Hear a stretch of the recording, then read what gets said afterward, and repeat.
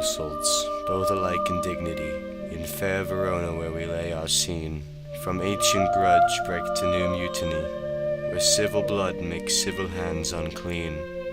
From forth the fatal loins of these two foes, a pair of star-crossed lovers take their life, whose misadventured piteous overthrows do with their death bury their parents' strife.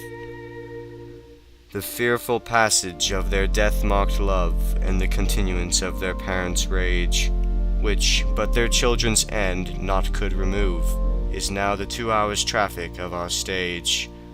The which if you with patient ears attend, what here shall miss, a toil shall strive to mend.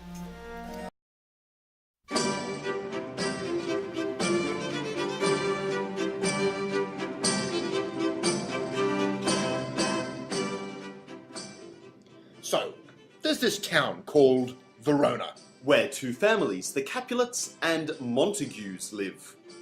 and these families, they really don't get along.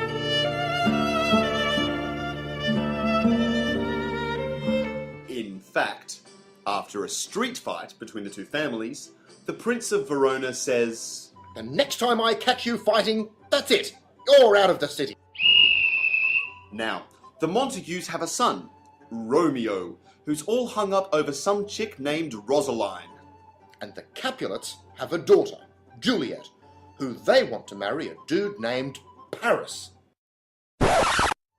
Anyway, Romeo and his friends crash a Capulet party where he meets Juliet and they fall in love.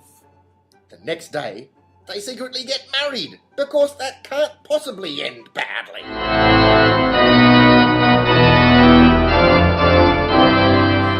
Pretty soon after, Juliet's cousin kills Romeo's best friend in the street. This makes Romeo pretty mad, so he kills the dude right back. Because he was caught fighting with a Capulet, Romeo gets banished from Verona. This leaves Juliet in a pretty bad spot. Her new hubby's out of town, her parents don't know that she's married, and they still want her to get hitched to that Paris dude. So, as you do in that situation, Juliet fakes her death. And the letter that was supposed to make it to Romeo to tell him his wife's just taken a sleeping drug never makes it. Oh no!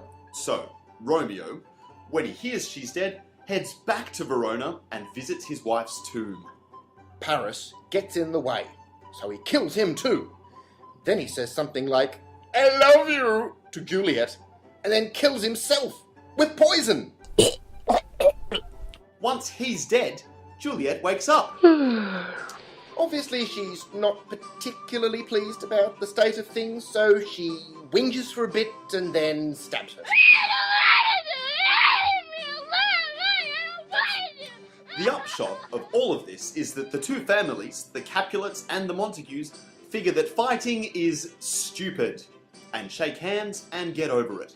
Listen, I am very, very sorry. So, in other words, Two households, both alike in dignity. in fair Verona, where we lay our scene, From ancient grudge break to new mutiny. where civil blood makes civil hands unclean.